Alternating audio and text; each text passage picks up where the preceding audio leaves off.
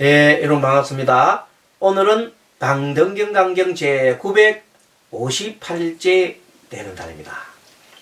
자, 오늘도 학원 15월장부 중에 15번째 부민 법멸진품 강행합니다. 페이지는 452페이지입니다. 자, 바로 본문으로 들어가겠습니다. 지금 하고 있는 부분은 부처님께서 선법을 닦아라, 착한 법을 지켜라, 그런 내용이죠.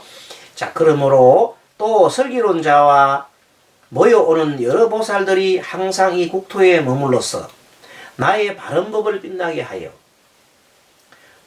눈 어두워 갈 길 잃어버린 자에게 바른 법 정법의 눈 주어서 인도하고, 중생은 이 여섯 바라밀로서 보리의 도를 다 성숙하게 하리니 너희들 곧 정성을 다하여 삼세 부처님께 공양한다면 빨리 보리의 과일을 얻어 깨끗한 국토에 도사가 되리라.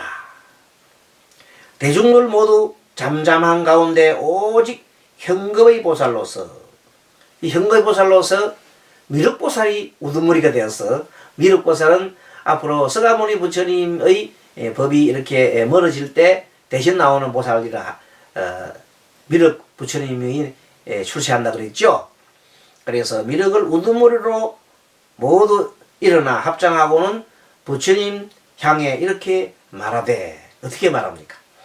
너희들은 다른 곳에 가지 않고 부처님의 바른 법을 옹호하기 위해 저희들 정진의 힘을 다하여 큰 보리의 도를 성숙하리며, 그 국토 그 시절에 따라 기회에 맞추어 설법함에 있어 장애가 있으려 할 때 저희들이 막지 못한다면, 장애가 있을 때 막아야 되는데 막지 못한다면 법이 사라지려 할 때에도 저희들이 막지 못하리라.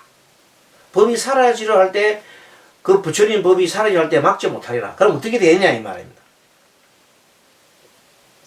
그럴 때 부처님이 이제 다시 설법을 합니다. 저 백지 동진보살에게, 백지 흰 백자의 지자가 뭐냐면 아주 지혜로운 지자죠. 아주 지혜로운 동진보살에게 개성을 읊어서 말씀하셨습니다.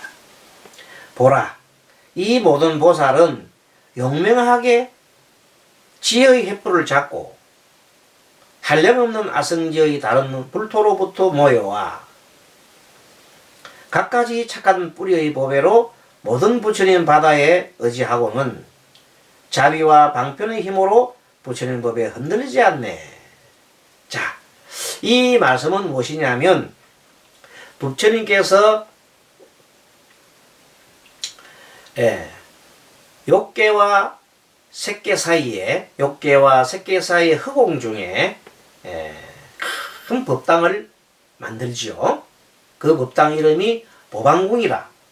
그 보방궁에 계시면서 부처님께서 이 삼매 속에 들어 계시다가 쭉 깨시면서 뭘 합니까? 방광을 하잖아요. 어마어마한 광명을 이마로부터 또는 입으로부터 가슴으로부터 광명을 쭉 시방세계에 다 비추니, 그 시방세계에서 불세계, 시방세계, 부처님 세계가 하나사 머릿수만큼 많거든. 그 동서남북 상하 모든 부처님 불국토에서 이 빛을 보고는, 부처님의 그 광명의 모습을 보고는, 지금 저 사바세계에 계신 서가모니 부처님이 저 허공 중에 법당을 이렇게 건설하시고 그 곡에서 지금 설법을 하려고 하고 있구나, 법을 설하고 할 거구나. 그러니까 많은 불세계로부터 이 보살들이 그 각각의 부처님의 명을 받아서 무수한 보살들이 다 이 보방궁으로 와서 부처님께 인사를 드리고 부처님께 법을 청하고 듣는 겁니다. 그때 때로는 부처님께서 그 보살들한테 얘기해서 그대들이 그 가져왔던 다란이를 설해라. 다란이 종류가 엄청 많잖아요. 백천다란이라고 하자. 백천다란이. 만 다란이 무슨 다란이 계속 설하는 거예요. 설하고 거기에 대해서 뜻을 새겨보라.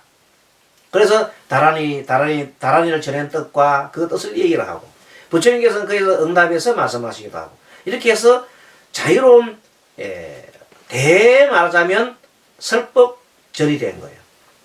설법 대해라 할 수 있죠. 물론 뭐 주된 중심은 서가모니 부처님이죠. 서가모니 부처님이 주로 말씀하시고 많은 또 보살들이 답하고 또 이렇게 해 나가는 것이 방등경입니다. 그래서 수많은 보살들이 얘기한 내용이나 부처님 말씀한 내용을 다 집대성해 놓은 것이 뭐라고요? 방등경이라. 엄청난 큰 방등경이라. 그 얘기를 하고 있는 겁니다, 지금.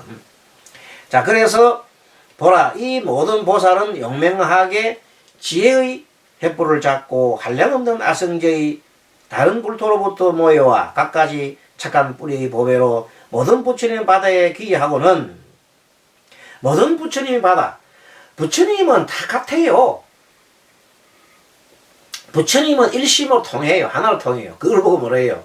비로자나 법신불이라고 하잖아요. 다 부처님은 하나 통해요. 부처님의 가슴 속에, 마음가슴 속에 있는 큰 마음 하나가 하나로 표현하면 뭘까요? 바로 자비의 마음이에요. 부처님은 한량없는 자비의 마음을 가지고 있어요. 거기다가 부처님은 자비의 마음을 가지기 이전에 부처님은 이 세상의 모든 일체지를 득했잖아요. 모르는 것이 없잖아요. 일체지를 얻어서 지혜가 완전한 위없는 지혜를 갖고 있거든. 그래서 위없는 지혜와 거의 함께 동전의 앞뒷면처럼 함께 나오는 것이 바로 자비예요.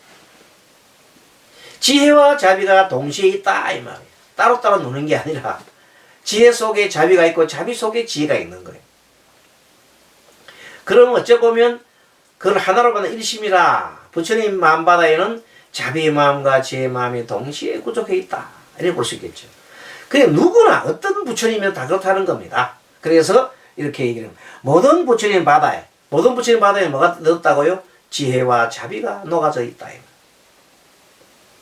그래서 자비와 방편의 힘으로서 자비는 알겠는데 방편의 힘이 이제 지혜로 방편의 힘으로서 지혜로서 방편을 삼는 거거든. 그래서 지혜와 방편의 힘으로서 모든 법에 흔들리지 않네. 누가? 무수히 불세계로부터 온 많은 불세계로부터 온 그 불보살들이 그렇다 이 말입니다. 그래서 백지 동진보살에게도 부처님이 그렇게 말씀하신 겁니다. 그래서 여기에 어느 한 사람도 나의 법 지닌 자 없지만 그렇지만 여기에 어느 한 사람도 나의 법 지닌 자는 없건만 현급의 모든 보살은 충분히 나의 법을 다 지니네. 여기에 어느 한 사람도 나의 법 지닌 사람 없지만 여기에 어느 한 사람이라는 것은 요는 중생들을 말하는 거예요. 조금 말하지만은 그렇지만은 현고의 모든 보살들은 나의 법을 지르고 있더라. 불세계에서부터 온 모든 보살들이 와 있다. 그러니까 부처님께서 이렇게 얘기를 하고 있습니다. 자, 그랬더니 만약에 내가 멸도한 이후에 내가 만약에 이제 이 서가모니 부처님 멸도란 말은 이제 더 이상 부처님이 이제 안 계시는 거죠. 그렇게 되면은 부처님 법은 사라지고 말아서 부처님 법이 사라질 땐 모든 출가한 자가 조금 더 부끄러워서 부처님이 사라지게 돼버리면 부처님 법이 사라지게 되면은 그 말은 어떤 뜻이냐면 출가자들이 부처님 법을 옹호하지 않고 지키지 않고 그것을 버리게 되면 이렇게 또 됩니다. 출가한 사람들이 부처님 법을 지키지 않고 부처님 법을 따르지 않고 하는 뜻이다. 그래 되면은 그 출간자가 조금 더 부끄러움을 느끼잖아요. 왜 출간자는 부끄러움 느낄 줄 알아야 되거든요. 그래서 늘 참여를 해야 됩니다. 출가자들은 참여 안 하면 안 돼요. 왜 참여를 해야 되냐 하면 우리는 세세선선이론 중생의 섭을 갖고 있어요. 이 섭을 정말로 조금만 잘못해도 그 섭이 계속 일어나는 거예요. 그래서 중생 노름을 한단 말이에요. 그 중생 몸으로 항상 갖고 있는 이 섭을 또 중생 마음을 일으켰습니다. 중생심을 일으켰습니다. 하면서 참여하고 내가 말하고 행동하고 생각하는 신구의 모든 그 업에서 말하고 행동하고 말하고 생각하는 그 모든 업에서 중생습이 일어나는지 안 일어나는지를 계속 살펴야 돼. 그것을 무슨 차림이란다? 알아차림이란다. 어떻게 해서 정신 바짝 차리고 정신을 차려야 돼. 정신 흐리뭉둥하면 그게 뭐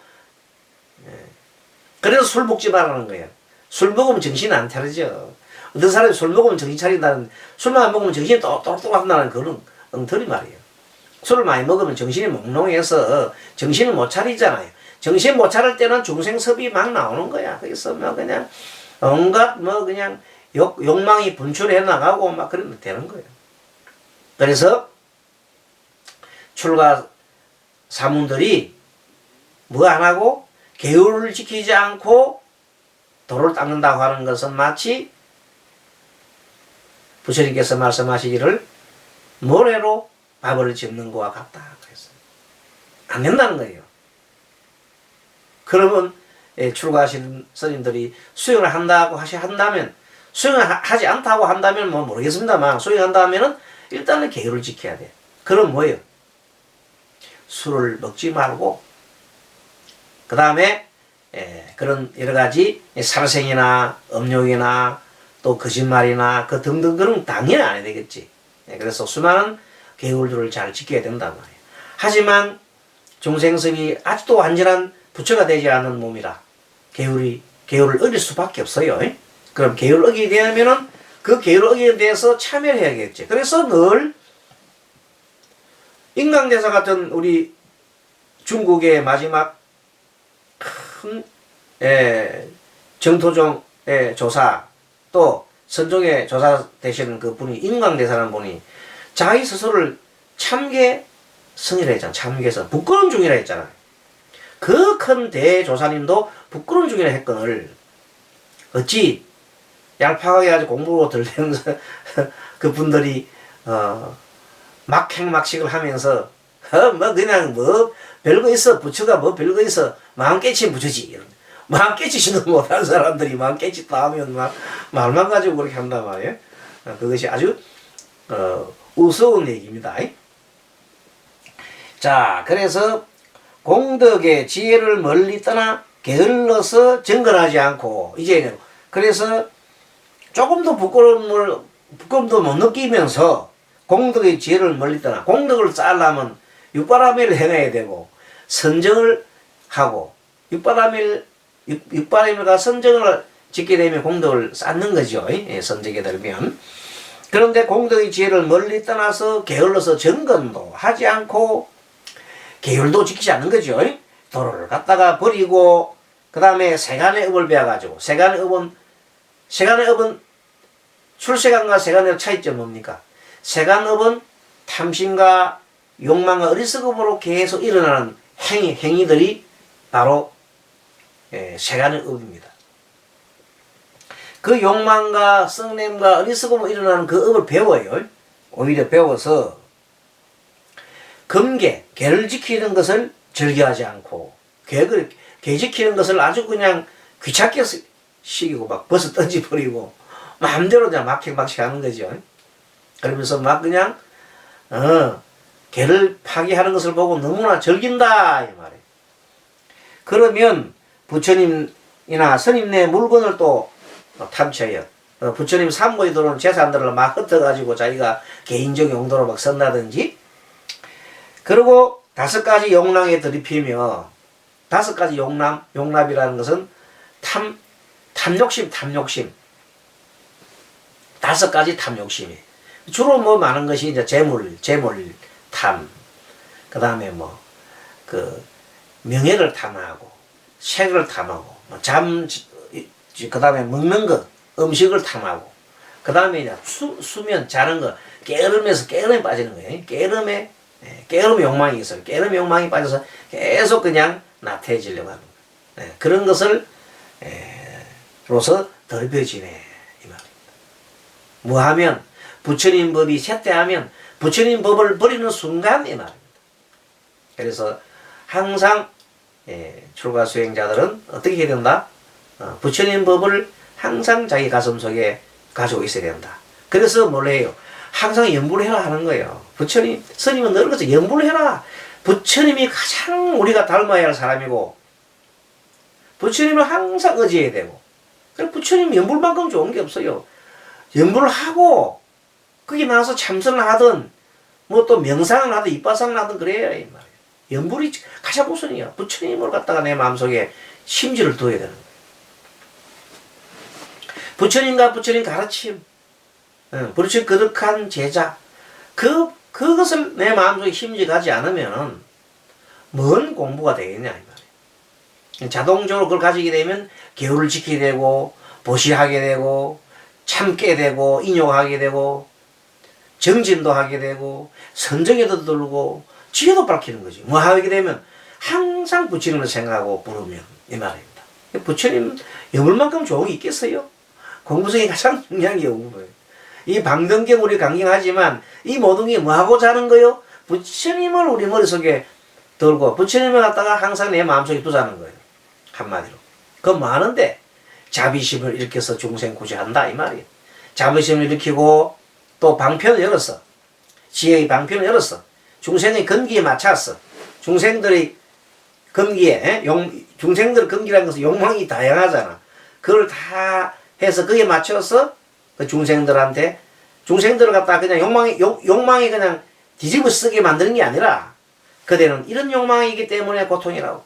그대는 이런 욕망 때문에 힘든 거라고. 하면서 일깨워주면서 그들로부터 그 욕망으로부터 벗어나오게 하는 법을 가르치는 것이 진실된 수행자가 아닐까 생각합니다.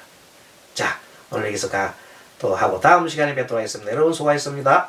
와반야바람이